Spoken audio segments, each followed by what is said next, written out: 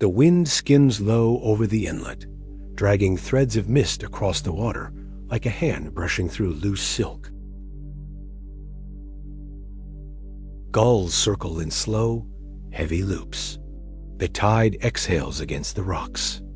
Everything is quiet except for the soft churn of the sea, rising and folding, breathing its old, patient breath. High above the cove, on a narrow spit of land chiseled by storms and salt, a lone fisherman stands with his boots planted in the wet earth. His beard is still damp from the early spray. His hands, cracked from years of hauling lines and setting nets, rest at his sides. He is staring out to where the water darkens a deepening patch of shadow that moves with purpose. Something large slices just beneath the surface, invisible except for the quiet disturbance it leaves behind.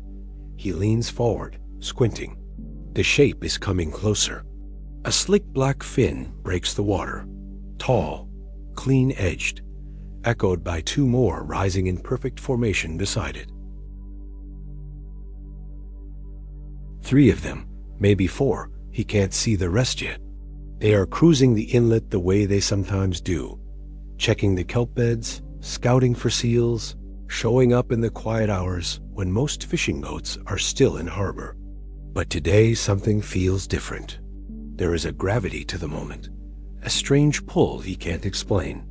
A second fin emerges smaller, but just as sharp. Then a burst of white, a broad curved patch near an eye. The fisherman exhales, long and slow. The orcas glide like shadows slipping through ink, their movement almost unnervingly smooth, as if the water is parting out of reverence rather than force. The lead whale lifts its head slightly, revealing the pale saddle patch along its back. A tendril of mist spirals from its blowhole and dissolves into the morning air. The fisherman doesn't move. He has seen orcas many times, but never like this. Never so close. Never with this feeling, this hush across the cove, this sense that the sea is holding its breath. If this moment catches you the way it caught him, stay with me. And if you want more stories shaped by wilderness, mystery, and the edge where humans don't always belong, make sure to subscribe and keep watching. Because what happens next is the beginning of one of the strangest relationships ever recorded on the Pacific Northwest coast. A relationship that started in silence, grew through danger, and ended with a mystery that still makes locals lower their voices when they talk about it. This is the story of the fisherman who was adopted by Orcas. He was born Matthew Crane, though most people called him Matt, and he grew up along the Washington coastline in a town small enough that you could cross it end to end in the length of a coffee break. He liked the solitude of the shoreline, the slow pulse of the tides, the way mornings felt like the world had been reset just for him. His father worked the water. His grandfather, too. Both died doing what they loved, and both had told him the same thing. The sea gives, but only if you respect its reasons for taking. Matt learned to fish before he learned to read, learned knots before multiplication, learned the difference between a storm you outrun and a storm you survive by riding it out with grit and prayer. His mother used to say the ocean raised him as much as she did. But what she didn't to know not, until much later, was that the ocean would not be the only thing claiming him. The first encounter happened when Matt was 23, 2 years after his father's boat disappeared in a winter gale. It was the kind of loss that rearranged the scaffolding inside him. He still fished, but his roots stayed closer to shore. He kept to the calmer coves and avoided the deep channels where the water turned black and cold. He filled his days with quiet routines and told himself it was enough. That morning, much like this one, he was hauling gear down toward a skiff he used for early season crabbing. The sun hadn't yet cut through the fog. The air tasted metallic, like rain that hadn't quite decided if it would fall. Matt's boots crunched over gravel and driftwood. In the dim half-light, he almost didn't notice the movement offshore, until a sharp, resonant whoosh broke the silence. At first, he thought it was a seal, maybe a harbor porpoise. But then the surface rippled, parted, and a black dorsal fin rose out of the water like a blade. His heart kicked once, hard. He'd seen orcas from the ferry before, watched nature documentaries like anyone else. But seeing one in the inlet so close, so unexpectedly, was something different. He stopped mid-step. The fin cut a slow arc and disappeared. Then another appeared, and another. 3 orcas gliding in loose formation toward the inner cove. They weren't rushing. They weren't hunting. Their pace was measured, almost exploratory, as if they were inspecting the shoreline, as if they already knew he was there. Matt didn't breathe as the lead whale surfaced again, its slick black head rising high enough for him to see the intelligence in its eye. That eye locked onto him. There was no question of it. A direct, assessing stare. Not threatening, just curious. The whale exhaled. A plume shot upward, drifting like smoke. Then, with a gentle pivot, the orca lowered its head and swam parallel to the rocks, moving closer. 20 yards. 15. 10. Too close, Matt thought. Too close for wild whales that size. He took a cautious step back. But he didn't leave. He couldn't. The orca rolled slightly onto its side, as if angling its body to see him better. Its white underside glowed pale beneath the surface.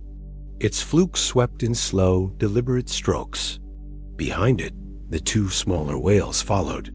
One had a jagged notch in its dorsal fin, maybe from a past entanglement.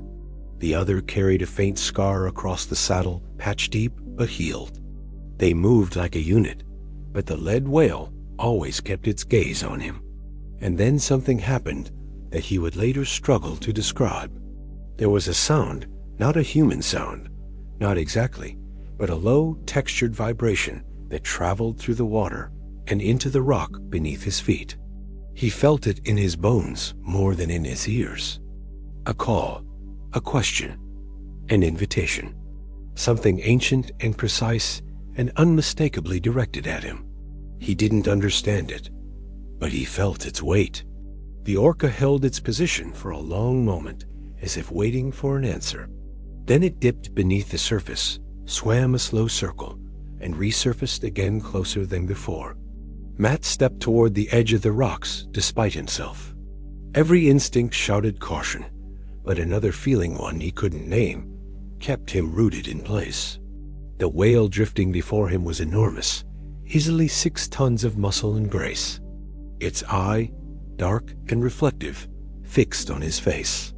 Then the whale nudged something upward with its rostrum, a piece of kelp, a long ribbon of it floating between them. It bumped the kelp again, guiding it closer. The gesture was unmistakable, presenting, offering. Matt stared. His pulse thudded in his throat. He'd heard of orcas interacting with humans before mostly curious spy ops. Rare close passes, the occasional playful splash. But offering something? That was different. That was intentional. He knelt down slowly and reached out. The kelp bobbed near his hand. The whale held position, waiting. When Matt touched the stem, the orca released a soft rush of air, almost like approval. Then it backed up a few feet, turned, and swam in a wide loop before returning to the same spot. The moment felt impossible, as if the boundary between species had thinned for a breath, as if these animals, these apex predators, had decided he was someone they could approach. It was the first contact, but not the last. In the weeks that followed, the orcas returned to the cove again and again, always the same trio, always led by the same whale, the one with the deep scar near its dorsal base. Matt started calling the lead one Sentinel, though he wasn't sure why. It just fit. The others he named Cove and Ledge. Locals heard bits and pieces of his sightings, but most brushed them off. Orcas passed through often. Nothing special about that. But Matt knew this wasn't typical. These whales weren't just passing through. They were seeking him out. The second encounter happened 10 days after the first. Matt was checking crab pots from his skiff a small aluminum craft barely big enough for one man and a morning sketch. The sea was calm, the sky clear. He was halfway through hauling a line when his skiff lurched sideways, rocking hard. He grabbed the gunwale. The water beside him swirled. Then a massive black and white shape rose directly beneath the boat. Sentinel. The Orca surfaced with surprising gentleness, lifting its head just enough to peer in. It floated there, eye level with him, mere feet away. Matt froze. His heart hammered against his ribs. He could see the scar clearly, now a thickened patch of tissue that ran from just behind the eye to the base of the fin. Old injury, likely from a collision or entanglement. Sentinel emitted a series of clicks, soft at first, then more rapid. Matt didn't understand the pattern, but it vibrated through the thin hull of the skiff. Then Sentinel dipped under the boat, circled it twice, and nudged it with a careful, deliberate push. Not enough to capsize, just enough to reposition him. Matt looked around, confused. Then he saw it. A tangle of rope drifting several yards away loose, but trailing deep. His skiff had been drifting toward it, and he hadn't noticed. If he'd gone another 50 feet, he might have snagged the prop or fouled the intake. Sentinel had steered him clear. The realization washed over him slowly. This whale wasn't just curious. It was protecting him, guiding him. When Sentinel resurfaced again, Matt whispered, almost without meaning to, "Thank you." The whale exhaled softly, then glided away, the others following in formation. From that day on, something shifted. Matt didn't tell many people. What was he supposed to say? That an orca had maneuvered his boat to safety? That he felt watched over by animals that owed him nothing? He kept it private. Let the encounters accumulate like sea glass in his memory. Over the next month, the visits grew more frequent, more deliberate. Sentinel would appear near his skiff whenever Matt ventured out. Cove and ledge would swim parallel to him for stretches, surfacing in rhythmic intervals, escorting him like silent guardians. Once, when a sudden squall rolled in faster than predicted, the Orcas appeared beside the skiff moments before the first wave hit. They positioned themselves on either side, stabilizing the water with their bodies, moving slowly but purposefully, guiding him toward a sheltered channel he wouldn't have reached alone. It wasn't luck. It wasn't coincidence. It was intention. The deeper the bond grew, the more Matt felt a strange calm settling inside him. He had always respected the sea, feared it in the way you fear something powerful enough to unmake you. But with the Orcas nearby, he felt grounded, connected, as if the ocean had assigned him a place, not above it, not outside it, but within its order. The turning point, the moment that transformed this from an unusual companionship into a true adoption, happened in late summer, when the salmon runs thickened and the inlet roiled with life. Matt was out further than usual, lured by reports of heavy sockeye movement near the outer kelp forests. The day was bright, the water warm enough that sunlight pierced deep into the shallows. Schools of fish shimmered like drifting metal flakes. He was watching a cluster of baitfish scatter when he heard the first sharp crack, a sound like a branch snapping underwater. He tensed. Cracks like that meant one thing: hunting. Orcas often used tail slaps to stun prey, especially when coordinating attacks. Matt scanned the water. The surface bulged 50 yards away. Then a tail rose. Sentinel followed by a powerful downward strike that sent a shockwave radiating through the water. Baitfish erupted everywhere. Cove and ledge flanked Sentinel, herding the salmon into a tight ball. Matt recognized the behavior instantly. Carousel feeding. The whales were corralling the fish into a spiraling mass, tightening the ring until the prey became disoriented and easy to pick off. But something was wrong. The salmon weren't reacting normally. They were darting in chaotic bursts, not spiraling. Some even slammed into the side of Matt's skiff. It looked less like coordinated feeding and more like panic. Then he saw a dark shape rising beneath the skiff, larger than any orca, a humpback, and it was rising fast. Matt barely had time to draw breath. The surface exploded. The humpback breached so close that his skiff rocked violently, throwing him off balance. Water cascaded everywhere, drumming against the hull. The whale crashed back down with a thunderous impact, sending a towering wave rolling toward him.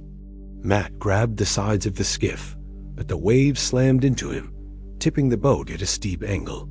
His gear slid. His bucket overturned. The world spun. He hit the water. Everything went cold, dark, disorienting. The ocean swallowed him in one icy gulp.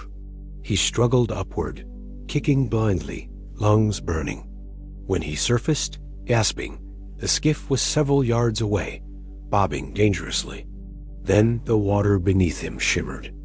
Sentinel rose from the deep like a monolith, her body perfectly vertical, her head lifting him with surprising gentleness.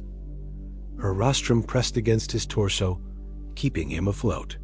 Matt clung to her instinctively, fingers gripping the edge of her saddle patch. Another whale surfaced beside him cove, creating a breakwater with its body to keep the waves from pulling him away. Ledge moved behind them, forming a barrier between Matt and the disoriented humpback now sinking back into calmer water.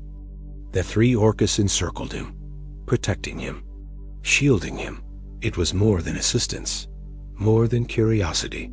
This was guardianship, a deliberate act of inclusion, a choice. Sentinel lifted him higher, angling her body so he could scramble toward the skiff. Using every ounce of strength, he pulled himself aboard, shaking uncontrollably. Sentinel watched until he was steady, until the danger had passed, until the skiff was upright and pointing toward shore. Then she swam alongside him all the way back to the inner cove. Cove and ledge followed in tight formation, never letting the skiff drift too far from their protective circle. By the time Matt reached the beach, he knew something fundamental had changed. Not in the whales. In him. They had accepted him. And somewhere deep inside, he felt the truth settling in like a tide coming home. He had been adopted.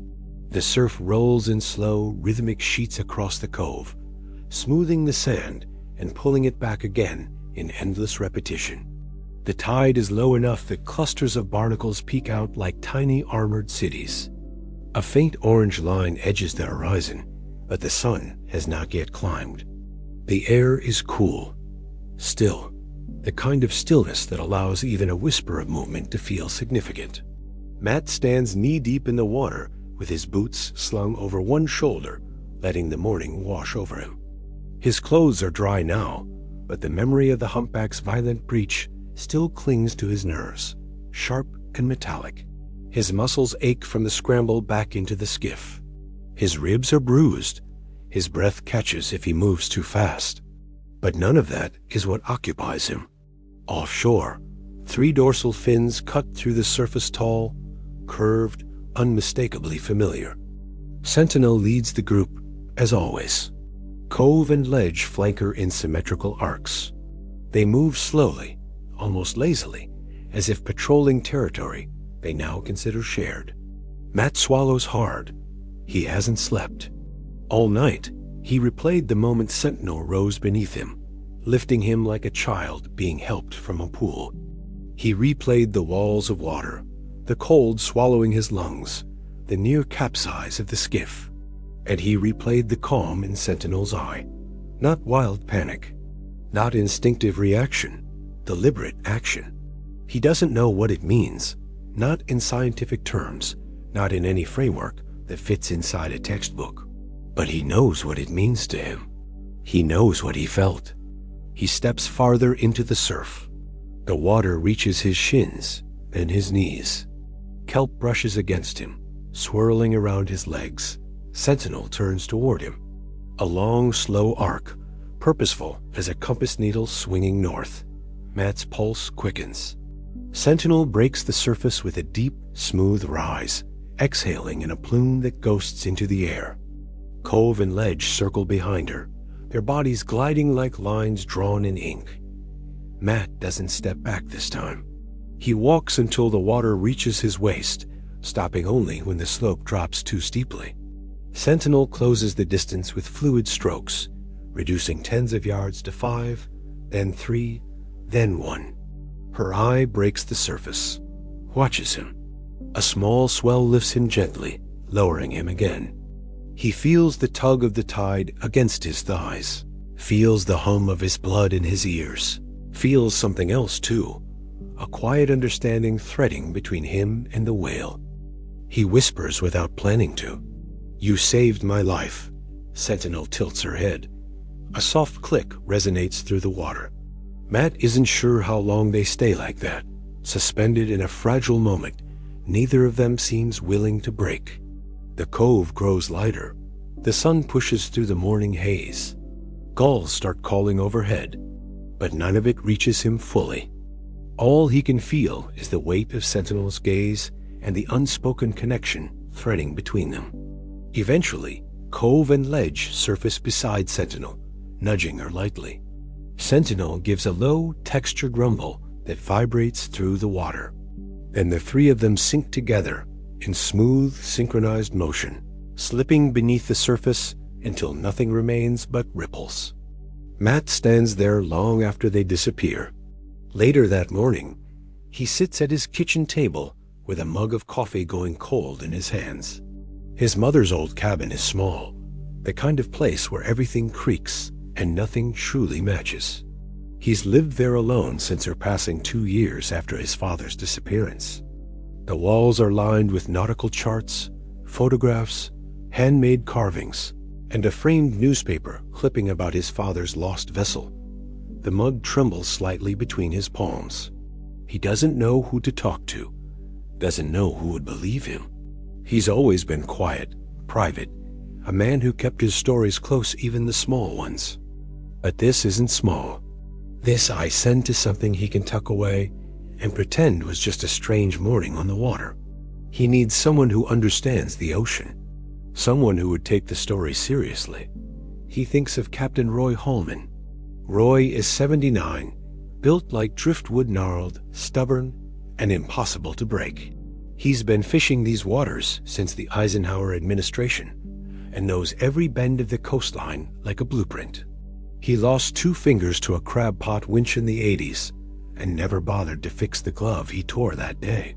His voice is gravel, his laugh is rare, but he listens. Matt grabs his keys.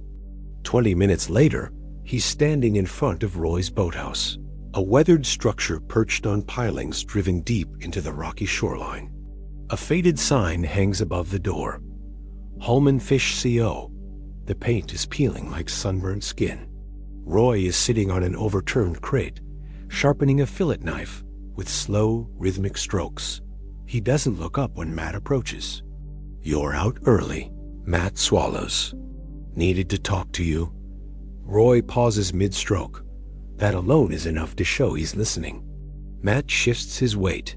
Something happened yesterday, out by the kelp beds near the outer channel. Roy sets the knife down and finally lifts his gaze. His eyes are blue-gray, the exact color of stormwater. "Go on." Matt hesitates. How does he start? How does he compress what happened into words that won't make him sound delirious? He begins with the humpback breaching, the wave, the fall into the water. Roy listens. He explains how the Orcas surrounded him, lifted him, shielded him. Roy's face doesn't move. Then Matt adds the detail he's been holding back. "It felt like they knew me, like they were protecting me. Not on instinct, not by accident. It felt intentional." Roy doesn't interrupt, doesn't scoff, doesn't blink more than necessary. When Matt finishes, the older man leans back slightly on his crate and spits into the sand. "Which one lifted you?" "The big female. Scar near the dorsal base." Roy grunts softly. "Sentinel." Matt stiffens. "You know her?" "Everyone who pays attention knows her. She's been around this coastline 30 years. Smartest whale I ever saw. Lost a calf to a ship strike about 12 years back. Never took to humans after that. Started keeping her distance from boats.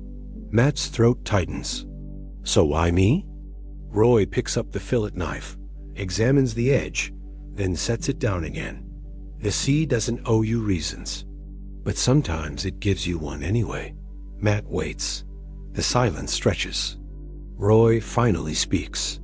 There are stories in Haida and Tlingit tradition about killer whales adopting humans, taking them under their care, sometimes even saving them from drowning.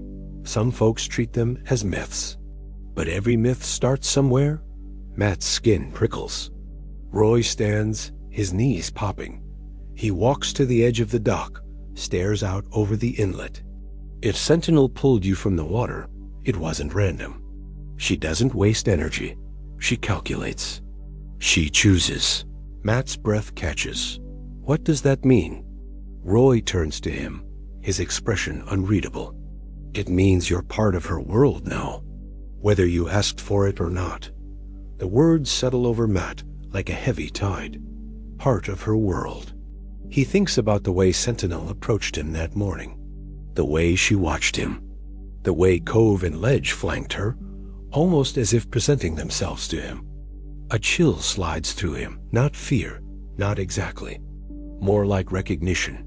For the next few weeks, the pattern continues.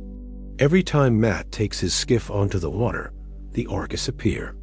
Not immediately, not like trained animals responding to a cue, but regularly. Enough that the consistency becomes impossible to deny. They surface near him. They guide him along the safer routes. They warn him of shifting winds by moving ahead of approaching gusts. They circle him when sea lions gather too close, as if evaluating threats. Once, when Matt anchored near a rocky outcrop, Sentinel surfaced beside the skiff and struck the water with her tail.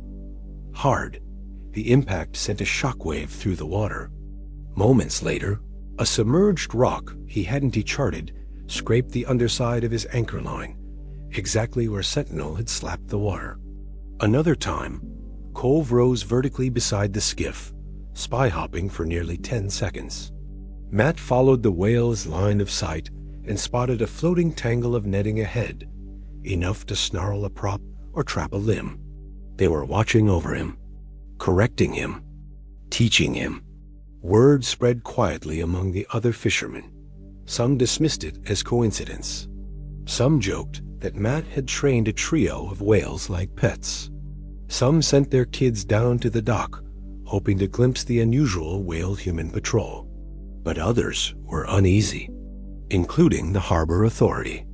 One gray morning, after a particularly close encounter near the reef shelf, Matt found himself being approached by Ranger Dana Kirchner, the Marine Safety Officer for the county. She was in her 40s, built solid, with the steady posture of someone trained to see trouble before it sparks. "Morning, Matt." Her boots crunched against the gravel as she approached his skiff. He nodded politely. "Something wrong?" "I've been getting reports." She crossed her arms. "About you and 3 very large carnivorous mammals." Matt exhaled slowly. "They're not dangerous." Donna raised an eyebrow. "They could be, even unintentionally. They weigh more than a pickup truck." "They haven't harmed me," he replied. "That's not the issue. You're getting too close, and they're getting too close to you. We can't have habituation. It's dangerous for them and for you." Matt swallowed irritation. "I'm not feeding them. I'm not calling them. They come on their own. And you don't try to leave?" He hesitates. That alone answers her question. Dana softens slightly. "Listen, I'm not accusing you of anything, but interactions like this can escalate. If those whales start approaching other boats because they're comfortable with humans, it could end badly. Someone could panic. A whale could get hit by a prop.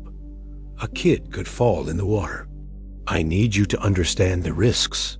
Matt looks out over the inlet, where Sentinel's dorsal fin had sliced through the water only hours earlier. "I do, but I also know they're not acting randomly." Dana sighs. "That's exactly what worries me." She hands him a printed warning sheet about federal marine mammal. regulations and walks off without further argument. But the message lingers. Be careful. Keep your distance. Do not encourage interaction. Matt folds the paper and stuffs it into his jacket pocket, though he knows none of those guidelines truly apply here. He isn't encouraging anything. He's just responding. As fall creeps in, the weather shifts. Rain becomes a more regular visitor. The water darkens. Storms churn offshore.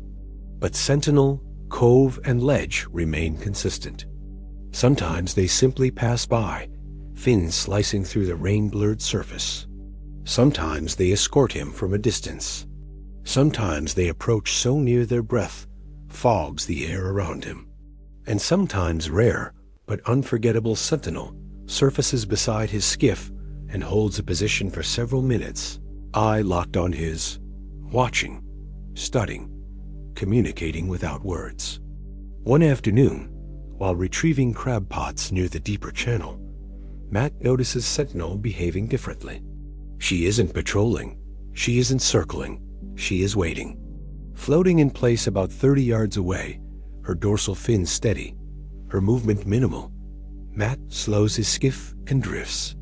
Sentinel dips beneath the surface for a moment, then rises and blows a small burst of air. Cove and Ledge appear beside her. Matt frowns. Something is off. Their formation is tighter, more controlled. Their posture is alert. The ocean around them is unnervingly quiet. Then he hears it, a faint metallic tapping.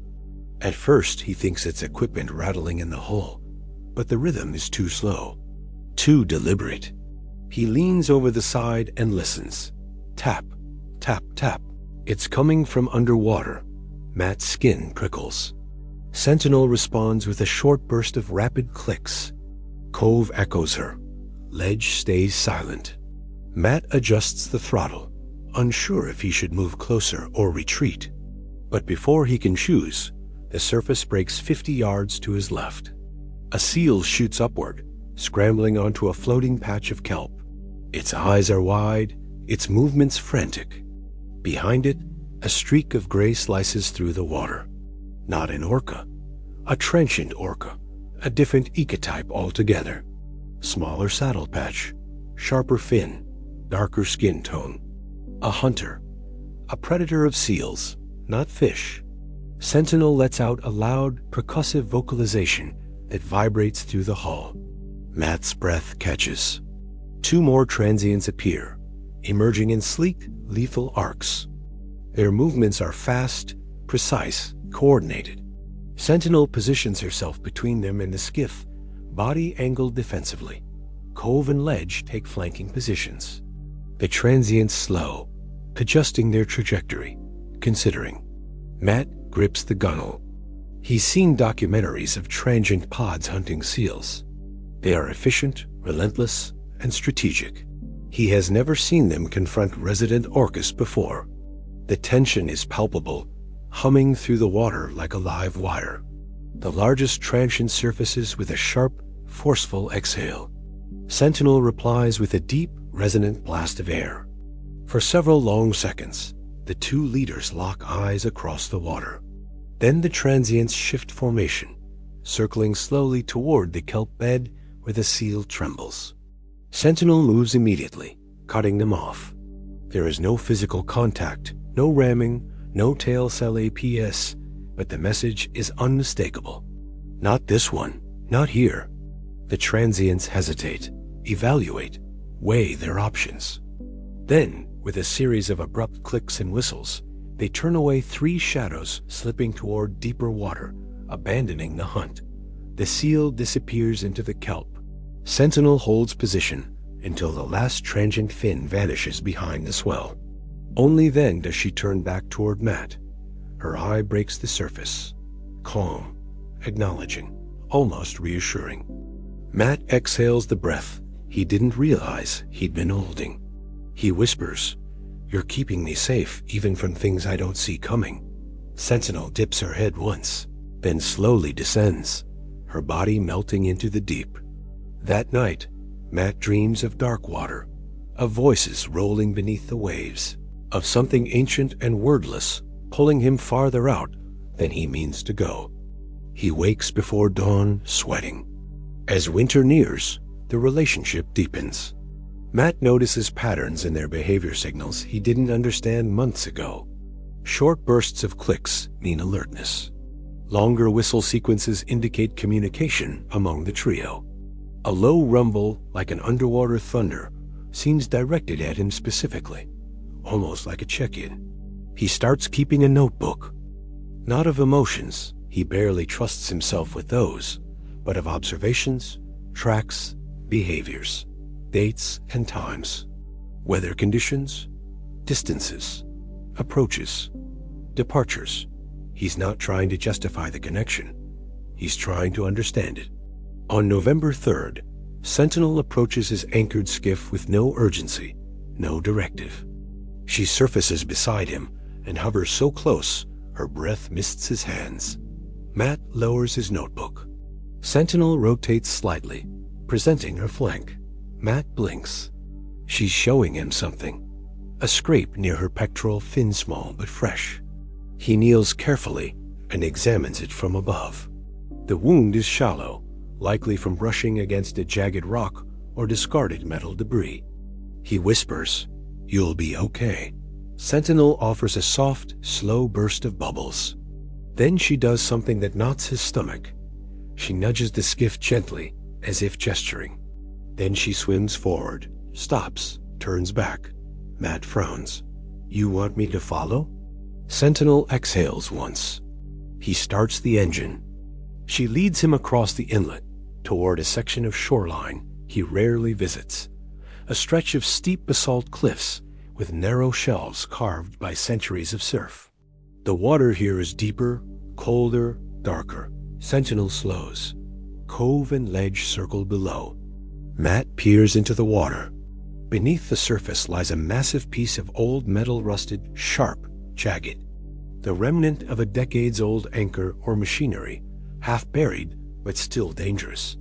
It's where she was scraped.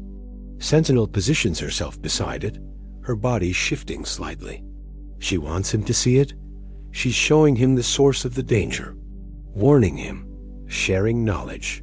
Whales don't do this. At least not with humans. Matt stares into the water, heart thudding. "You're protecting me from what hurt you." Sentinel offers a deep, slow rumble. And for the first time, Matt reaches out not to touch her, not to cross a boundary he still honors, but to acknowledge her presence in the only way he knows. He taps lightly on the hull of the skiff. 3 soft taps. Sentinel responds with 3 short clicks. Communication, primitive, fragile, but real. He doesn't know what it means yet. He only knows it felt like an answer. Weeks pass. Storms intensify. The hours of daylight shrink. The coastline shifts from mossy green to storm-bruised gray. The bond between Matt and the whales grows into something that locals whisper about, but do not fully understand. He knows Sentinel's travel routes. He knows when Cove is restless. He knows when Ledge is hungry. He can sense when Sentinel is near, even before her fin breaks the surface. And they know him. They respond when his skiff engine whirs. They appear when he steps onto the beach. They stay behind him when he moves into shallower water, almost herding him away from shoals and reefs. One evening, as December fog thickens and the water turns dark as charcoal ink, a new sound cuts through the stillness. Matt freezes on the beach. It's Sentinel's call. Urgent. Not dangerous, but insistent. He wades into the surf. Sentinel surfaces before him, exhaling sharply. Beside her, Cove rises vertically, spy-hopping with unusual tension. Ledge circles quickly, faster than normal. Matt's pulse quickens. What's wrong? Sentinel rumbles a long, deep resonance that vibrates through the soles of his feet. Then she turns toward the open water. Matt watches her. The message is unmistakable. Follow. He grabs his skiff, shoves it into the shallows, and climbs aboard. When he starts the engine, Sentinel moves ahead with controlled urgency. Cove and Ledge flank him. Matt's stomach tightens. They are taking him somewhere. Somewhere important. Somewhere new. Somewhere he may never forget. The skiff tilts forward as Matt opens the throttle, its bow pressing a narrow V into the darkening water. Sentinel moves ahead with steady power, never too far, never too close, setting a pace that feels calculated for him. Cove and ledge ride the flanks, their dorsal fins rising and falling in a rhythm that pulls his gaze again and again, as if to reassure him he's not alone out here. The shoreline begins to blur. The familiar headlands in the distance flatten into shadow. Beyond them, the open Pacific breathes in long, heavy swells. The sky hangs low and colorless, the clouds a single sheet of gray. There is nothing hurried in the whale's movement, but there is a firmness to it. No meandering, no hunting, just direction, intent. Matt wipes moisture from his face with the back of his wrist. "Where are you taking me?" he mutters. No one answers, but Sentinel's fin tilts a fraction, adjusting course. They're heading toward a section of coast he almost never visits. It's marked on charts as broken bottom and scattered reefs, with depth swinging from shallow to abrupt drop-offs. Too easy to lose a prop there.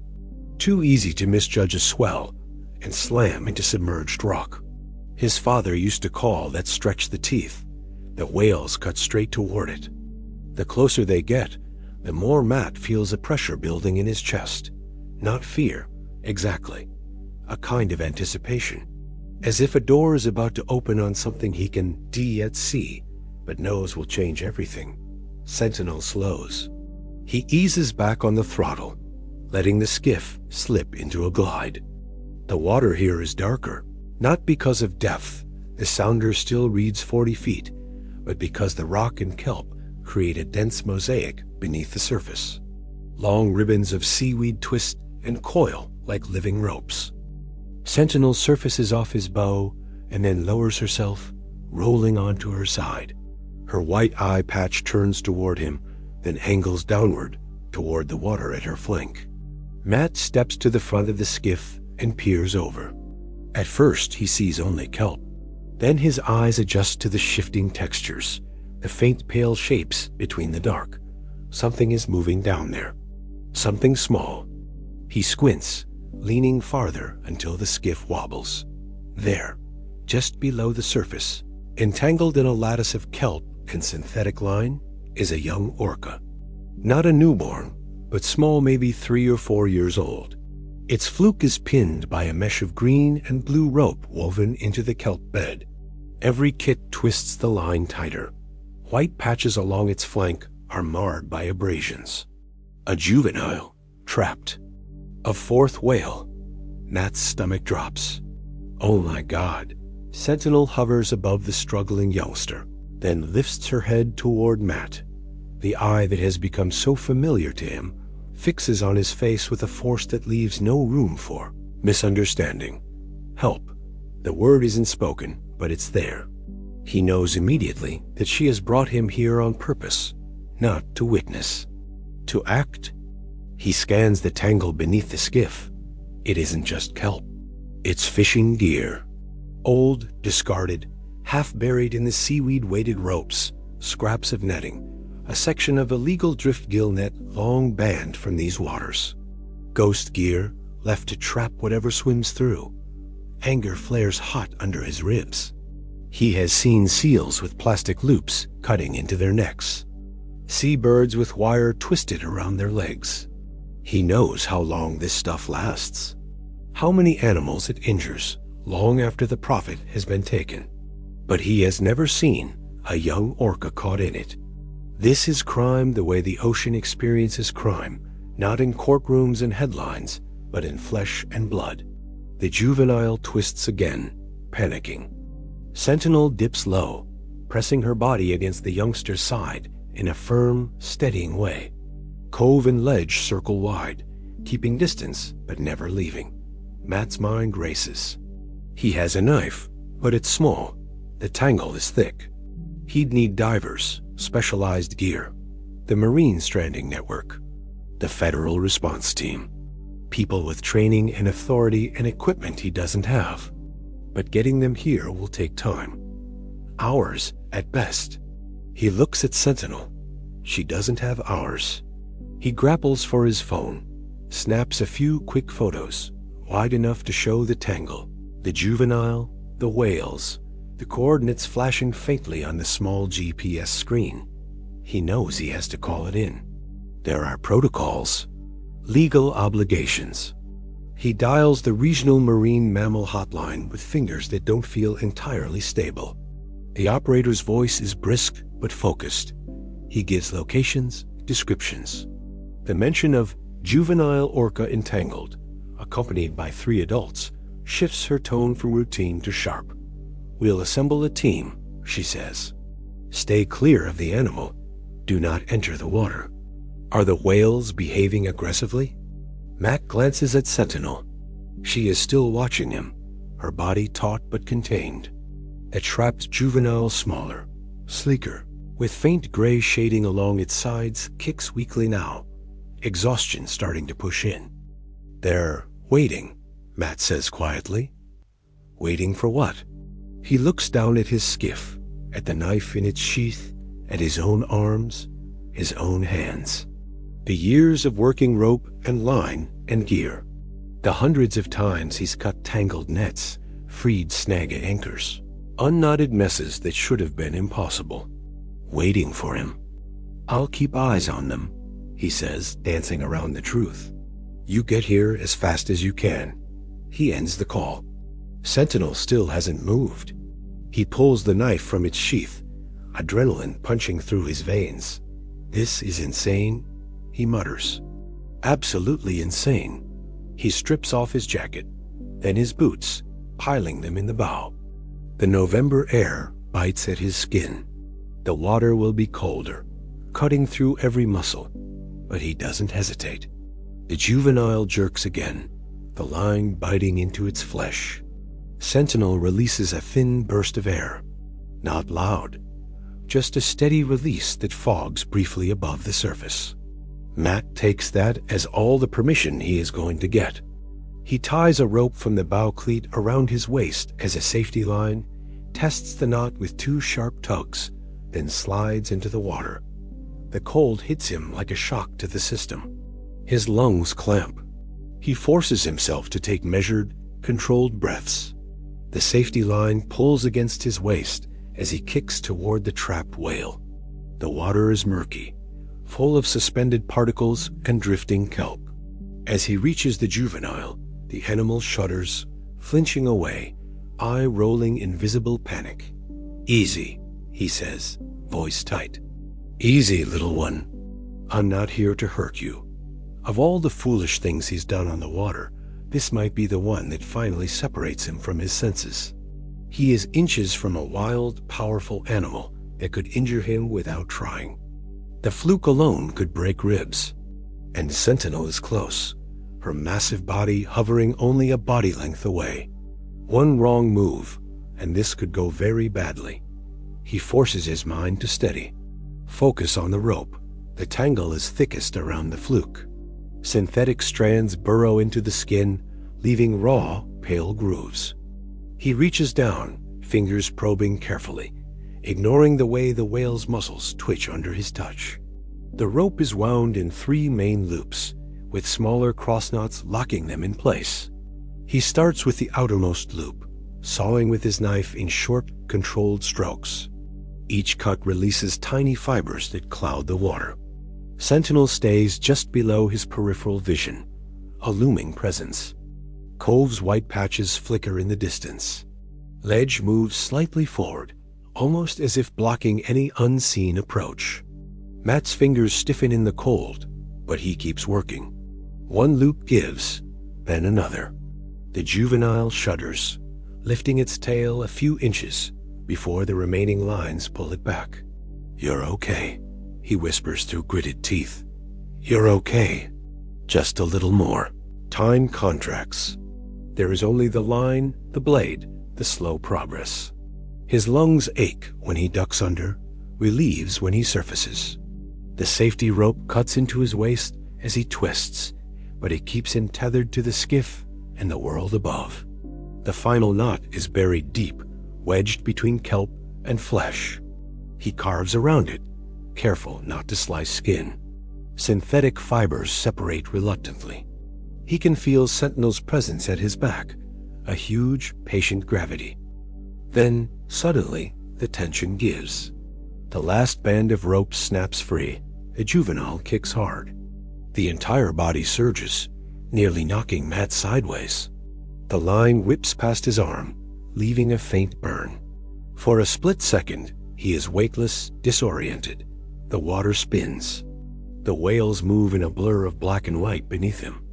Then Sentinel is there, not touching him, not pressing, just rising enough to stabilize the water, to keep any stray fluke or fin from slamming into him in the young whale's frantic burst of freedom. The juvenile rockets upward, breaks the surface in an eruption of spray, then crashes back down, rolling in an exuberant, awkward twist. Cove and ledge converge, circling the youngster, nudging it gently, checking for damage. Sentinel remains near Matt. He clings to his safety line, kicking back toward the skiff with what strength remains. His fingers fumble at the side as he hauls himself up, muscles trembling, teeth chattering. Cold needles his limbs. As he collapses into the skiff, gasping, Sentinel surfaces beside him, close, very close. Her eye is fully exposed, level with his own, no more than 6 feet away. The water between them is smooth, a barely disturbed mirror. "Yeah," he rasps, chest heaving. "I get it. Ghost nets." "Your kid." "I get it." Sentinel lingers. There is something in her gaze he has never seen before, not just recognition, not just curiosity, but something softer, a quiet acceptance. In that moment, he is not just a man on a skiff. He is part of their story. Rescue teams arrive nearly an hour later too late to have done more than confirm what already happened. They track the whales, document the freed juvenile, collect the recovered gear. There is talk of permits, protocols, liability, of how lucky he is not to be facing a violation for entering the water. But no one can ignore the photographs, the GPS coordinates, the video clipped from his phone, shaky but undeniable. A fisherman, 3 adult orcas, and 1 juvenile freed from human waste. The story spreads faster than he expects. First among local agencies, then to a regional marine biology lab, then to a conservation nonprofit. Within a week, a summary appears in an online news article with a headline that makes him wince. Fisherman claims Orcas asked him to save trapped calf. Comments explode underneath. Some hail him as a hero. Some dismiss him as a fantasist. Some argue about ethics and regulations, accusing him of reckless interference. Others zoom in on grainy stills of Sentinel's eye, insisting they can see emotion. The internet does what it always does. It takes a complicated story and pulls it apart. But what matters to Matt isn't the noise online. What matters is that the very next time he takes his skiff out, Sentinel is there. So is the juvenile.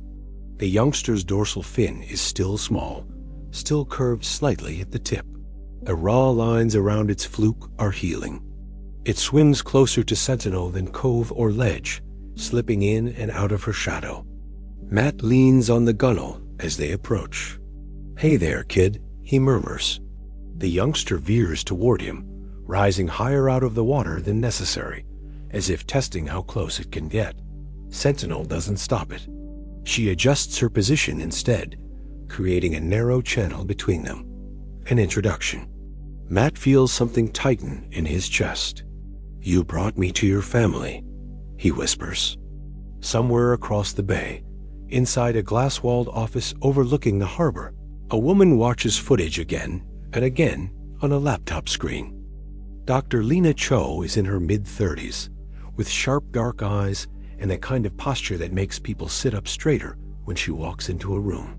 She specializes in cetacean cognition at a coastal research institute, and she has spent years chasing patterns in whale behavior that most people never see. She has watched countless hours of orca footage. She has logged waveforms of their calls, cross-referenced with environmental data, feeding habits, pod structures. She has never seen anything quite like what plays on the screen now. A fisherman, wet and shaking, cutting nets away from a trapped juvenile. 3 adult orcas circling, not in agitation, but in what looks suspiciously like cooperation. She rewinds the sequence where Sentinel stabilizes the water near him during the calf's explosive kick. She freezes the frame of Sentinel's eye level with the man's face. She leans back and breathes out as if trying to steady her own thoughts. Her colleague, Mark, leans against the doorframe. "So that's the guy. That's the guy," she says. "The one the locals say the whales have adopted." Lena doesn't smile. Locals say a lot of things. But these whales are making choices that don't fit neatly into our models. Mark shrugs. Whales are smart. Stories grow legs. Lena clicks to a still image. Sentinel leading the skiff toward the teeth. She brought him to the entanglement site. He didn't stumble on it. She guided him. Maybe he followed her on his own. She zooms in on Sentinel's trajectory. "You're welcome to believe that." "I don't." He eyes her. "So what's your angle?" "We need to talk to him," she says. "Document the interactions properly. Get consistent observation logs. Maybe deploy a non-invasive tag on one of the whales. This is cross-species cooperation at a level we haven't had a chance to study in this region." "And the agency?" Mark asks. They already chewed him out for entering the water. They also know they needed him to free that juvenile in time. He frowns. "You think they'll sign off?" "I think no one wants to look like the villain in a story where a fisherman and Orcas work together to save a calf from illegal gear," she says dryly. "Especially not on camera." 3 days later, Lena steps onto the same dock where Matt loads bait crates into his skiff. The air carries a faint mix of salt, diesel, and the metallic edge of coming rain. Her boots ring lightly against the weathered planks. "Matt Crane?" she asks. He glances up wary. "Depends who's asking." Dr. Lena Cho, Coastal Marine Research Institute. His eyes flick down to the ID badge clipped to her jacket, then back to her face. "You here to tell me not to get in the water again?" "That's part of it," she says. "But not the main reason." He waits. "I watched the footage," she continues. "All of it. And the supplemental material from the response team. I've also reviewed reports from local fishermen about unusual orca behavior around your boat in the last few months." He shifts his weight. "A lot of people have opinions. I'm less interested in opinions." Her gaze is steady. "I'm interested in patterns." Something in her tone disarms him, not the words. The quiet conviction behind them. She asks if she can buy him a coffee and talk. He hesitates, then nods. They sit at a corner table in the single cafe that stays open year-round, hands curled around hot paper cups. He tells her everything. Not the exaggerated version, not the edited one. The real thing. From the first kelp offering to the humpback near capsize.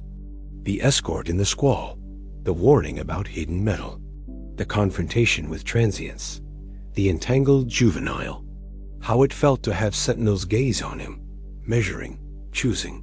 He expects skepticism. What he gets instead is silence broken by precise, thoughtful questions. How often? What time of day? What were the tide conditions? Did he notice shifts in their behavior near other boats? Did they respond differently to different engine sounds? By the time his cup is empty, Lena has filled half a notebook. She closes it and studies him for a long moment. "You know this is not normal." He huffs softly.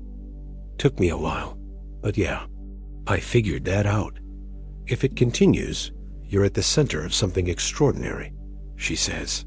"But you're also standing in the crosshairs of a conflict that you may not see yet." "What conflict?" "Between two systems with very different rules," she says. "Human regulation and whale culture. Agencies want to limit human contact. for good reasons. Meanwhile, these whales appear to be extending you a level of inclusion that in their world probably means responsibility. Responsibility for what? We don't know, she admits, but my guess, for us, for the way we move in their space. They're recruiting you as a bridge, whether you like it or not. He glances toward the window, where the inlet is just visible in the distance, flat and gray under the low ceiling of clouds. I didn't ask for that. Adoption rarely comes with a consent form, she says quietly. He looks back at her, a flicker of grim amusement in his eyes despite himself. So what happens now? Now, she says, we watch, we learn, and we try not to do more harm than good. She proposes a loose partnership. He will keep logging his encounters. Only now he'll use a structured protocol she gives him, with timestamps, GPS points, behavioral codes.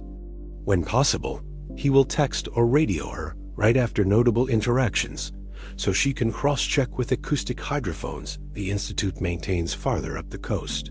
In return, she will advocate for him with regulators, arguing that penalizing him for responding to the whales would be short-sighted.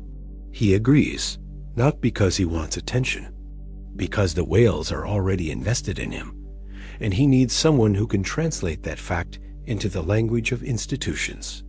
For a while, the arrangement works.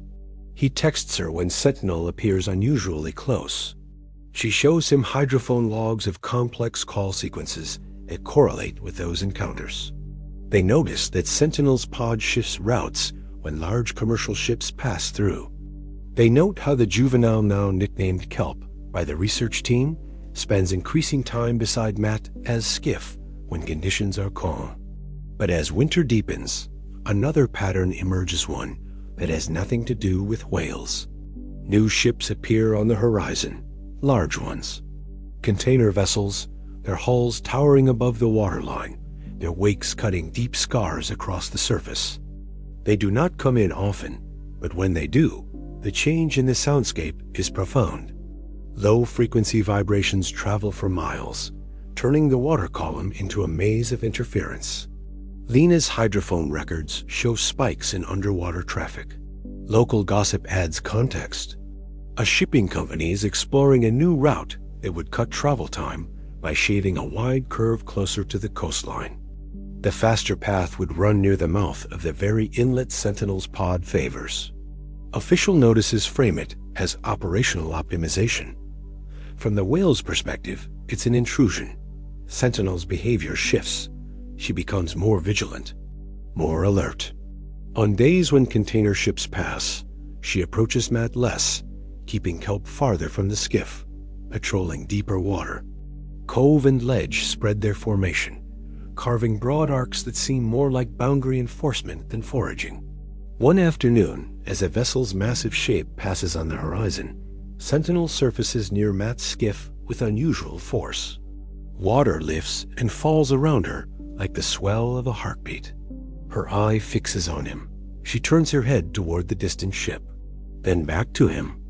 There is no way to misinterpret that. She is showing him the new danger. The next time he meets with Lena, her face is tight. She has spreadsheets now, maps, lines showing projected shipping lanes, and known whale travel corridors. Acoustic impact models with ugly color gradients spreading like bruises across the screen. If they lock this route in, she says, tapping the map, it will cut right through critical habitat. It's not just risk of collision, it's chronic stress, communication masking.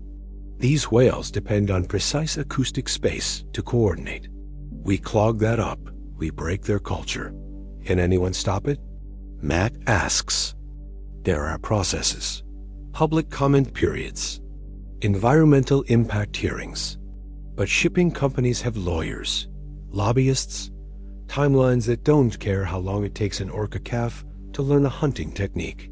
He stares at the map, anger simmering low and steady. So that's it? We just let it happen and hope they adapt? She watches him carefully. Sometimes pressure from the community makes a difference, especially when there's a compelling story. A fisherman adopted by Orcas, for example. He gives a short, humorless breath. "You want to put this on camera." "I want to put the truth on camera," she says, "with your consent. People need to see what's at stake, not an abstract population far offshore. This pod, these individuals, Sentinel, Kelp, the whales who brought you into their world and asked you to act when our debris hurt them." He feels the weight of the word again. Asked, he thinks of Sentinel leading him to the trapped juvenile, of the way she watches him when ships pass, of Kelp's cautious, playful approaches. He shakes his head slowly. You start filming, and it doesn't stay about them. It becomes about me, some guy with a story. People will pick it apart, call it a hoax. Or worse, they'll come out here looking for a show. They might, she says. But without witnesses, corporate decisions stay quiet. And quiet is where most harm happens. He rubs his palms together, trying to exorcise a tension that won't leave. If I say no, then we keep logging, she says. We keep pushing reports through boring channels. We fight in public meetings where half the people have already made up their minds. But we lose the power of narrative. And the whales lose the one human voice they currently trust. His throat tightens. You're saying I owe them this? I'm saying, she replies, they step toward you. They broke their own patterns to bring you in. Whether that obligates you is something only you can decide. He doesn't answer right away. Out on the water, Sentinel's pod glides under a sky smeared with low clouds, their silhouettes stark against the steel-gray surface. Kelp swims closer to the bow than usual, rolling to peek up at the empty air where Matt's skiff often is. When he finally makes his decision, it is less a single moment and more a slow realization that he has been moving toward this point since the first piece of kelp bumped against his hand. He agrees, not for himself, for the whales that looked at him and saw something they could work with. The first day the film crew arrives, Sentinel feels the change long before humans register it. The water carries traces of additional engines, different propeller pitches, unfamiliar shadow shapes on the surface.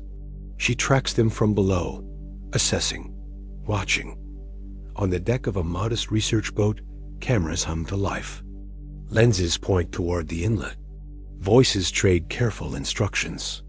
Lena moves among them, quiet but directive, ensuring equipment is respectful, distance is maintained. On a smaller skiff nearby, Matt stands with one hand on the tiller, the other resting on the side. He watches the horizon where 3 familiar fins will soon rise. He knows that once they do, there is no going back. The story will no longer belong just to him, the whales, and the old fishermen who whisper about them over coffee. It will belong to anyone who presses play. The sea is calm in the early light, a flat pane of gray glass stretching toward the horizon. The first rays of sun pull faint bronze from the ripples near shore. A pair of gulls floats low, their wings barely brushing the surface. Farther out, the tide pulls in slow pulses, like the heartbeat of something vast and ancient beneath the water. Matt stands on the stern of his skiff, hands steady on the railing, breath forming small clouds in the cold. The film crew's boat drifts 50 yards away, its engines idling low, its operators moving with quiet, deliberate purpose. The camera operators have been instructed not to lean forward, not to shout directions, not to do anything that could spook the whales or alter their behavior. Dr. Lena Cho watches everything: the angle of the light, the movement of the crew, the slight tremor of expectation riding the surface of the water. But her attention keeps flicking back to Matt. You okay? She calls across the narrow distance. Define okay, he replies. She gives a small smile. Breathing? For now, she nods once.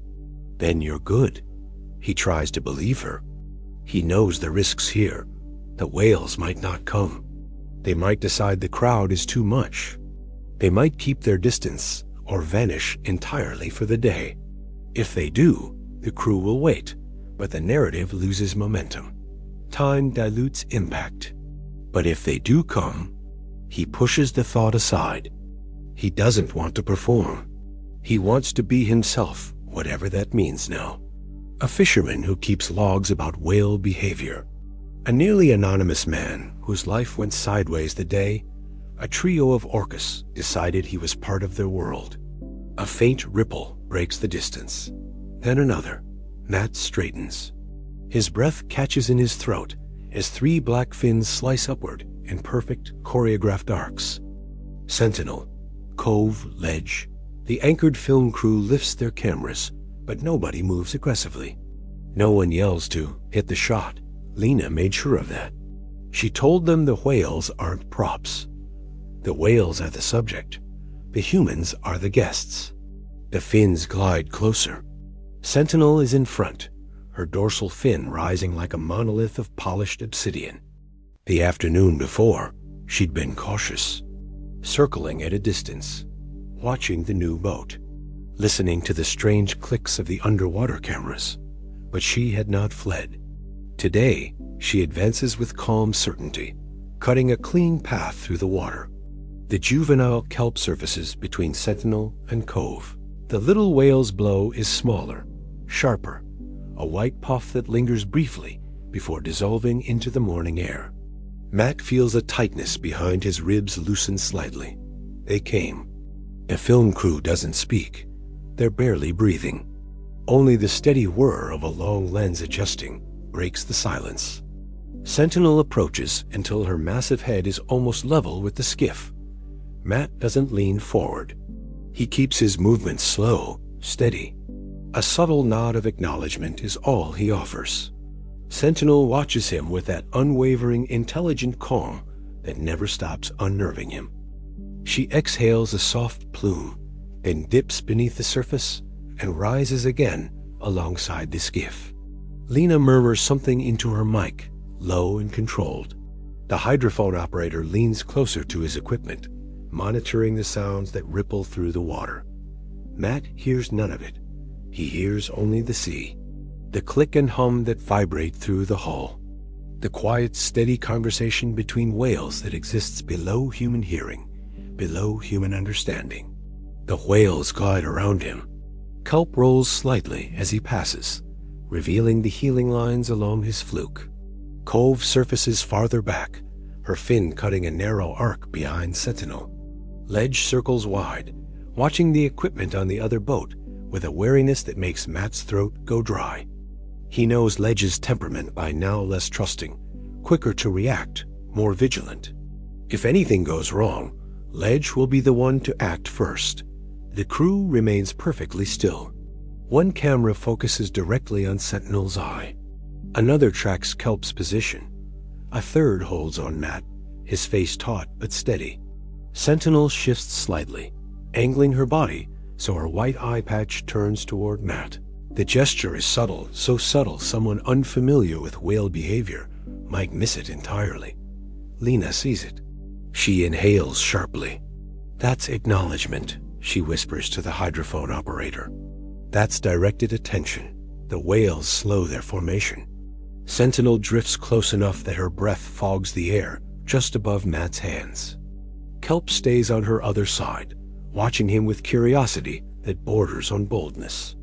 Matt swallows, the words coming out softer than he expects. "Good to see you, kid." Kelp chuffs a small plume, almost as if responding. A ripple of excitement travels through the film crew, but they do not intrude.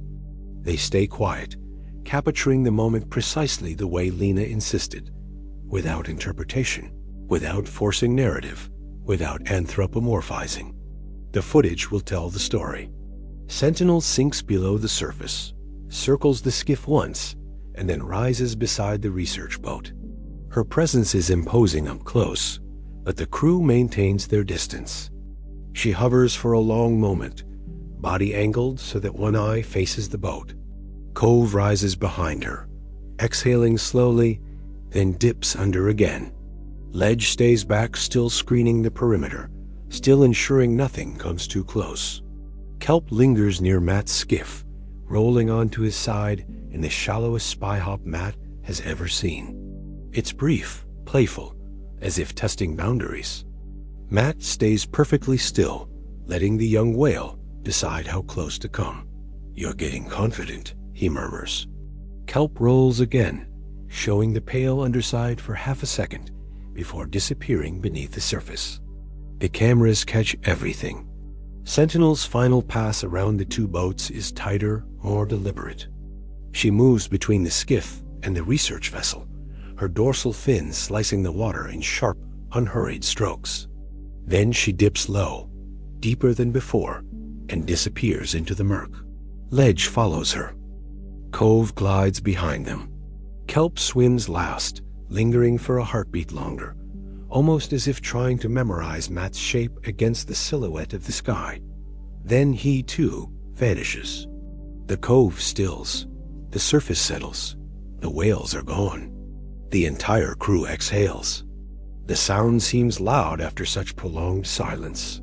Lena steps over to Matt's skiff, careful not to disturb the water too aggressively. "That," she says, "was extraordinary."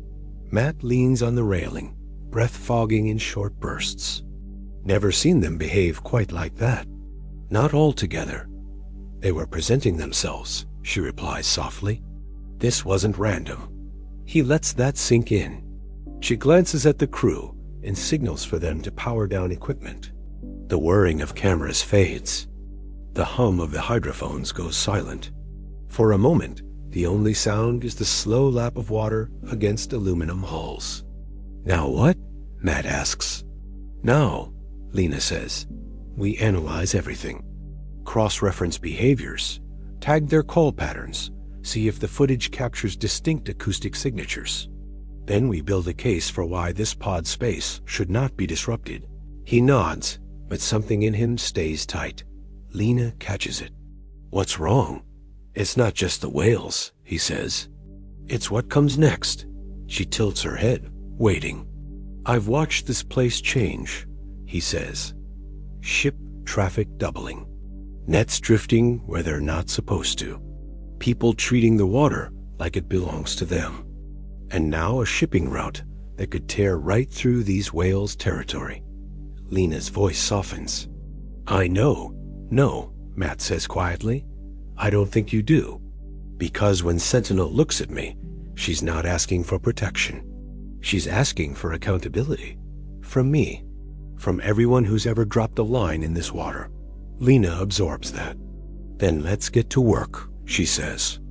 They spend the next week reviewing footage. Camera operators send hours of material to the Institute's lab. Acoustic analysts examine every click and whistle. Behavioral biologists slow clips to frame-by-frame breakdowns, highlighting micro-movements in Sentinel's posture, the juveniles rolling, the trio's protective formation. Patterns emerge. Not anecdotal patterns. Scientific ones. Differences in tonal structure when the whales approach Matt's skiff versus the research boat.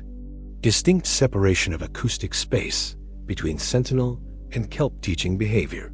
Repetitive, ritualistic circling formations that indicate trust rarely documented in wild orcas around humans. Lena presents preliminary findings at an internal meeting, and the room shifts from skepticism to quiet shock. "No trained behaviors?" one researcher asks. "None," Lena replies. "No provisioning?" "None." "No reinforcement?" "None." "And the whales initiated all contact?" "Yes." A murmur ripples through the room. Someone says what others are thinking. "If this is real, it's unprecedented." "It is real," Lena says. "And we need to treat it with the gravity it deserves." Meanwhile, the shipping company finalizes public notices for the new route. Matt hears about it from a fisherman at the dock, someone who says the company reps are already meeting with the harbor authority to streamline local support. Support, meaning compliance, meaning silence. That night, Matt drives to his mother's old cabin and sits at the kitchen table with the lights off. The only glow comes from the wood stove and the orange pinpricks of embers inside it. He listens to the wind scraping across the eaves, the quiet creak of the old floorboards, the low moan of distant surf.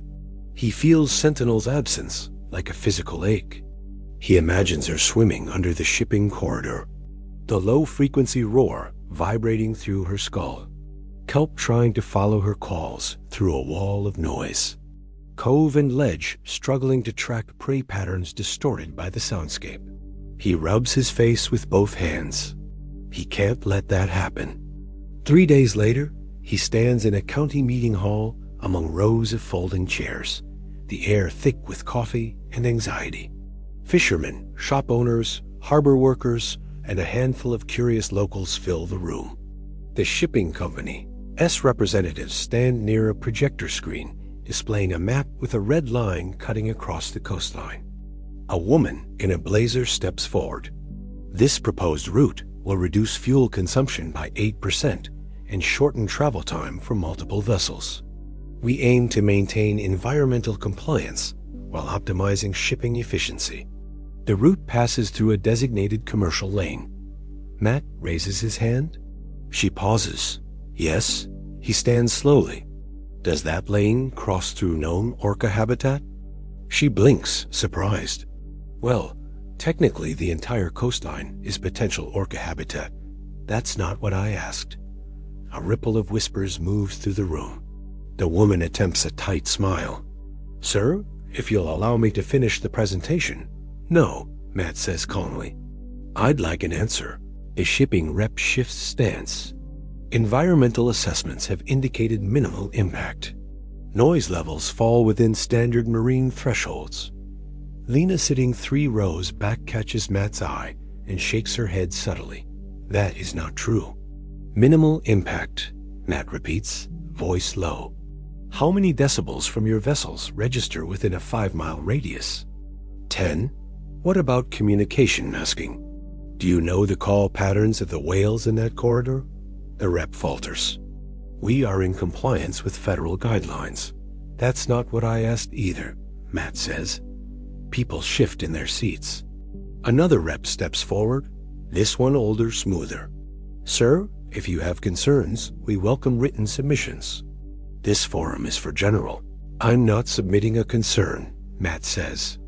I'm presenting a fact.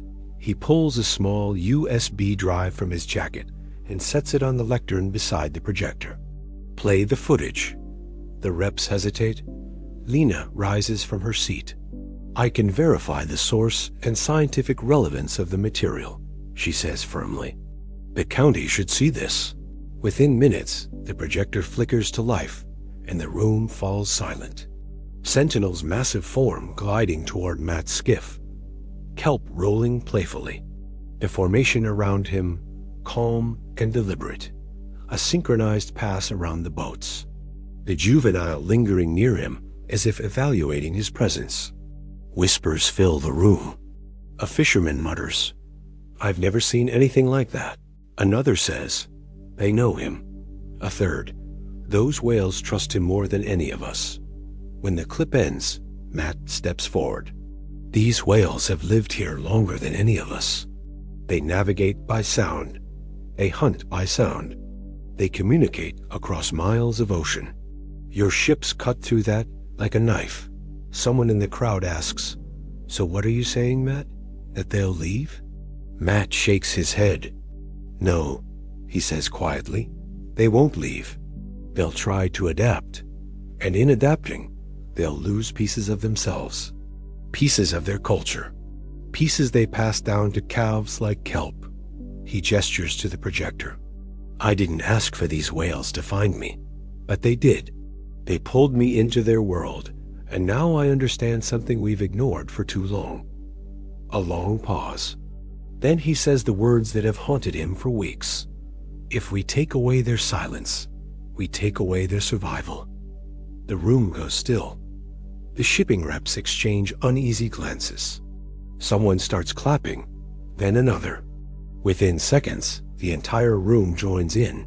It is not a solution, but it is the beginning of a fight. In the following days, the county receives dozens of letters, emails, and phone calls.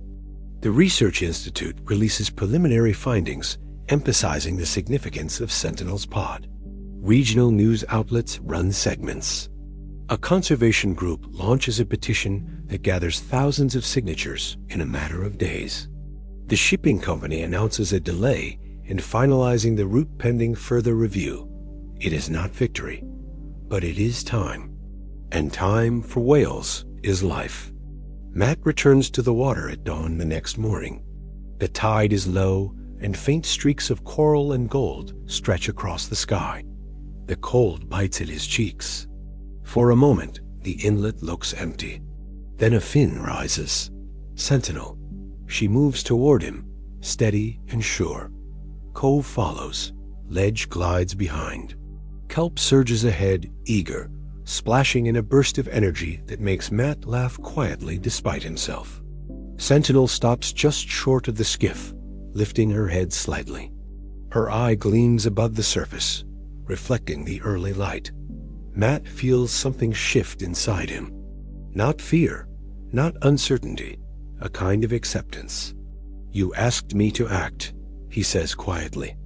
Untrying, Sentinel releases a low, resonant rumble that vibrates through the skiff. Kelp rolls on his side again, brushing the surface near the bow in an unmistakable gesture of greeting. Matt leans forward, not to touch, but to acknowledge, because the line between their worlds has blurred, and crossing it carries a cost. He just doesn't know how high that cost will be. Not yet. The storm arrives without warning. The sky had been clear at dawn-thin golden light touching the tops of the cedars, a calm sea stretching out in soft gray-blue folds. Matt was already on the water, logging a transition in Sentinel's travel pattern, something new he'd noticed the day before. She'd been leading the pod farther north along a rocky shelf where deep canyon currents brought up cold, nutrient-rich water. It wasn't feeding behavior, her speed wasn't right. It wasn't territorial patrolling either. It felt like scouting. Lena had asked him to record everything: temperature, salinity, direction, timestamps. So he did. He was out there, notebook open, pencil between his teeth, when the wind changed. It wasn't gradual the way weather normally shifts. It was abrupt, a sudden cold slap across the face that cut through his jacket. The surface of the water shivered under the strike of the first gust. A second followed, harder, sharper. Salt spray whipped sideways, stinging his cheek. Then the sky went dark. Matt looked up and saw a bruise-colored front pushing over the horizon with violent speed. A rolling, fast-moving wall of storm cloud swallowing the morning light. He muttered under his breath, pulled down his hat, and reached for the ignition. But it was too late to run. The wind roared. The sea heaved. Swells rose in towering, churning folds that shook the skiff like something alive. Rain hammered the deck in a sudden sheet, heavy and cold. Matt steadied himself against the console. His instincts screamed to retreat. Every fisherman knows storms like this kill without hesitation, but he wasn't alone out here. A dorsal fin broke the surface 40 yards to his left, then another, then two more. Sentinel's pod. They were moving too fast for ordinary travel. Their bodies cut through the waves in deep, urgent strokes. Kelp surfaced with a sharp burst of air, rolling awkwardly as a swell lifted him. Cove followed close, keeping the young whale tucked between her flank and Sentinel's.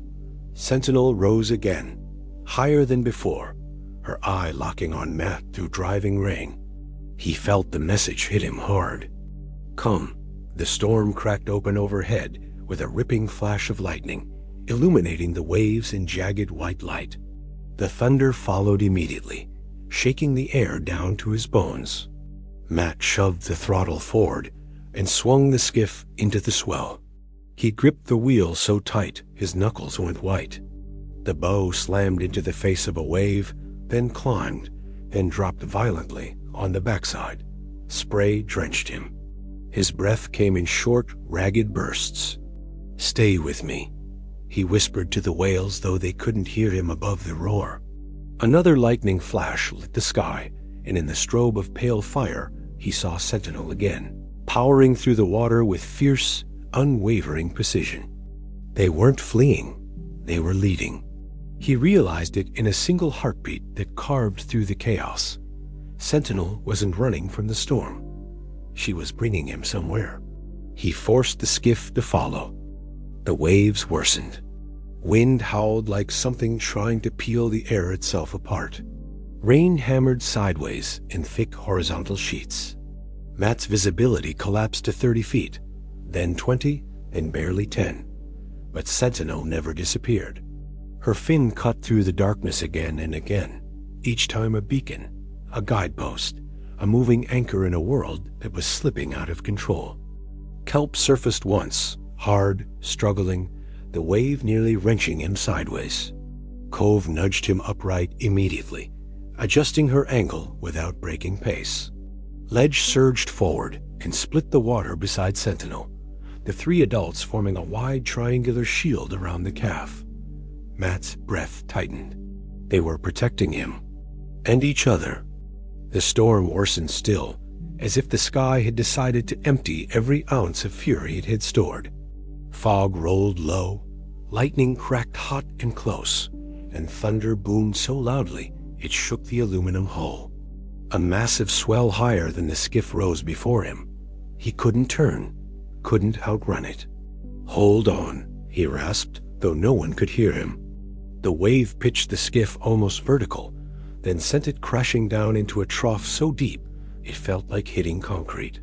The bow dipped underwater before the boat fought its way back up, coughing seawater off the deck. Matt's heart slammed into his ribs. He was running out of time. And then, through the storm's rage, he saw something that made everything inside him freeze.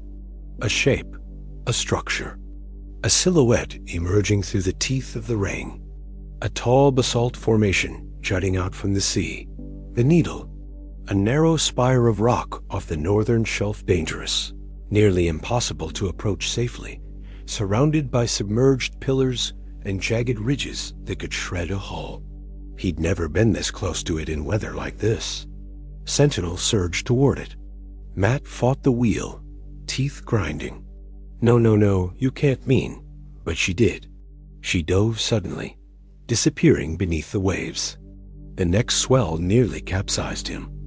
He wrestled the wheel, bringing the bow around just enough to avoid being shoved into an underwater ridge. The engine coughed, sputtered, then steadied. The air screamed past him as the storm reached its full fury. He saw Cove next breaking the surface in a powerful arc, then Ledge and Kelp struggling to keep up. The pod was heading toward a narrow break in the rock formation. A hidden channel. Impossible. And yet, another lightning strike ripped across the sky, and for one brief flash he saw it. A thin ribbon of water running between two jagged towers of basalt. A passage no wider than a two-lane road, but sheltered from the worst of the swell. Sentinel had already vanished inside. Matt didn't think. He acted. He turned the skiff toward the channel. A wave punched the stern sideways, almost spinning him out. He slammed the throttle, pushed hard against the wheel, and the skiff lurched forward into the narrow opening. The transformation was instant. The walls of the rock rose high on either side, blocking the wind. The waves calmed the rolling swells. The rain lessened to thick droplets sliding down stone. Matt gasped for air, soaked, trembling, his pulse thrumming in his ears. Sentinel surfaced ahead of him. She slowed. He cut the engine back to idle. The whales drifted deeper into the passage, guiding him between towering cliffs that cut the storm's violence into something quiet, almost reverent. The water inside this hidden corridor was darker, smoother. The rock walls were etched with ancient scars, like ribs of the earth. Sentinel led him to a small basin at the center of the formation, a sheltered pool protected from the open sea on all sides. A refuge, a place he never knew existed. The storm raged just beyond the rock, but inside the pool, the water rolled in gentle, steady breaths. Kelp surfaced first, exhaling sharply. Cove and Ledge followed, scanning the perimeter with careful movements. Sentinel rose last. She approached the skiff slowly, deliberately, until her eye was even with his. Matt swallowed hard, chest tight. "You brought me here," he whispered. "Why?" No answer came in words. Instead, Sentinel lowered herself, diving down into the dark water beneath him. For a moment, everything was silent except for the heavy crash of waves pounding the rocks outside. Then Sentinel resurfaced, this time behind the skiff. She nudged the stern lightly. A directive. Matt stiffened. "You want me to anchor?" Sentinel held her position. He swallowed the knot in his throat and dropped the anchor into the sheltered basin. The rope tightened and the skiff steadied. The storm's roar echoed across the stone walls. And then another sound broke through the thunder. A low-frequency rumble, deep, drawn out, directed at him. Sentinel, his chest tightened. He didn't know the meaning of the sound, but he understood the emotion behind it. A farewell. His breath caught. No, Sentinel, what are you?" She drifted backward. Kelp swam between Sentinel and the skiff, chirping in short, sharp clicks that echoed off the stone. Cove circled behind him, nudging his side. Ledge lingered deeper, tail slicing slow arcs through the water. Sentinel rose again. Her head broke the surface in a clean, deliberate motion. She faced him fully and lifted herself slightly, showing the white patch near her lower jaw. A display of identity, recognition, bond. Matt's vision blurred. "You saved me," he whispered. "More than once." "Let me help you now." Sentinel released another low rumble. Then she turned. Slowly, purposefully, toward the open sea. Matt lunged forward. "Sentinel, please don't go out there." The storm. But she did. Kelp followed, eager and afraid. Cove moved after them, steady and watchful. Ledge came last, pausing only once to look back at the skiff before disappearing behind the curtain of rain. Matt reached for the ignition. His hand froze. A massive wave crashed against the outer rocks, shaking the entire formation. If he followed them out now, he'd die. Sentinel knew that. Sentinel had brought him here because she knew that. His breath broke in one long, shuddering exhale. They had saved him. Now she was protecting him from the one thing even she couldn't fight for him, his own human frailty. He stayed anchored. He stayed alive. He stayed behind. For hours, the storm hammered the rocks outside the basin. Matt paced the skiff until his legs shook.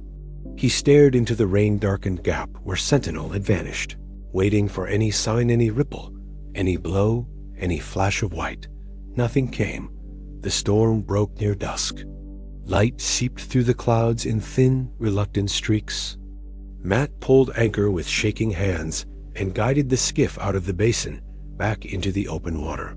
The sea was calmer now, the sky a washed-out slate.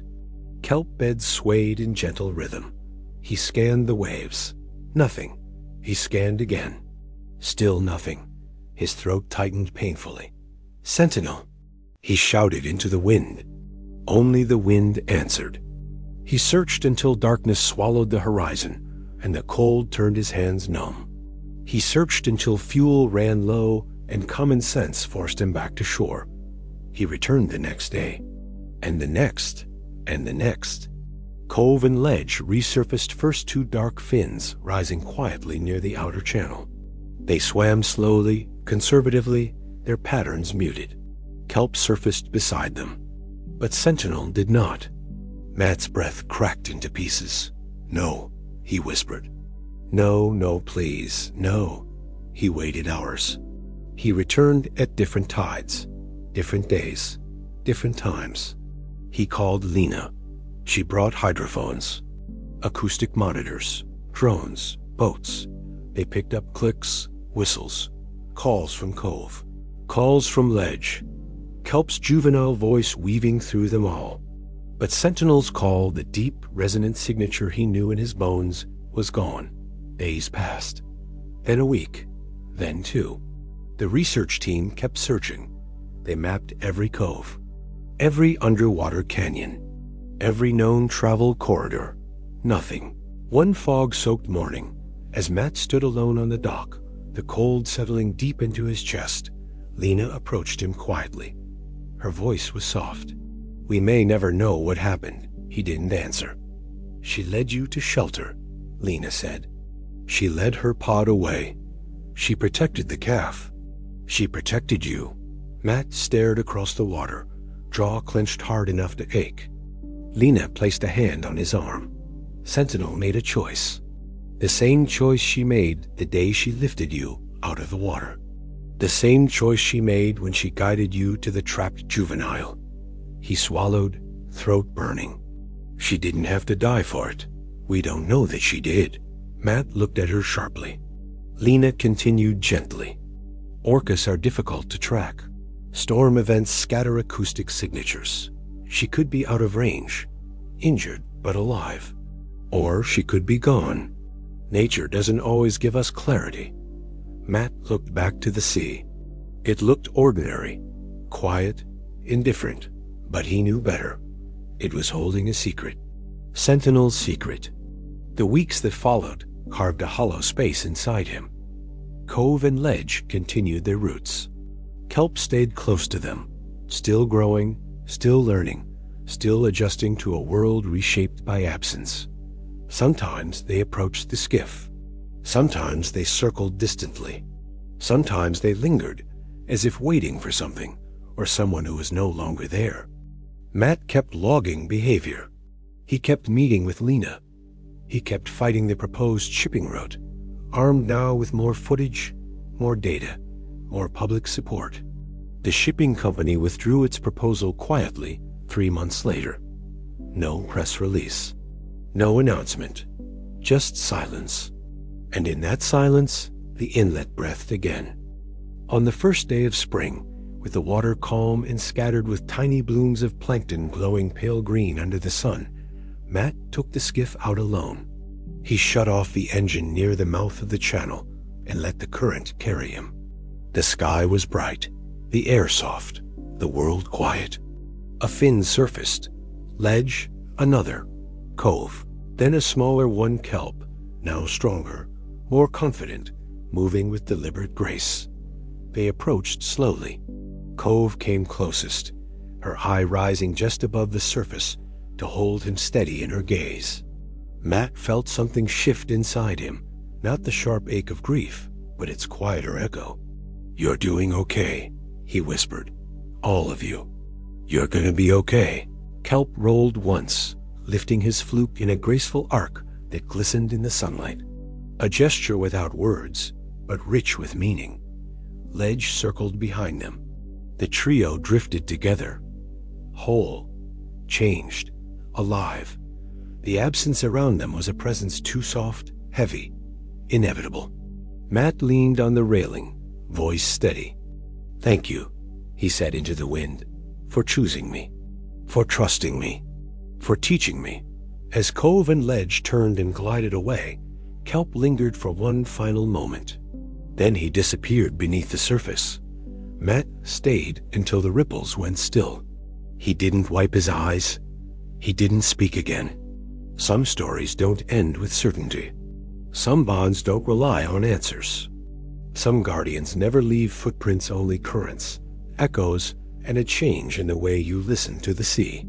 If this story stayed with you, if it made you look at the ocean differently, remember to like and subscribe. There are more stories waiting beneath the waves, and more voices worth hearing if you know how to listen.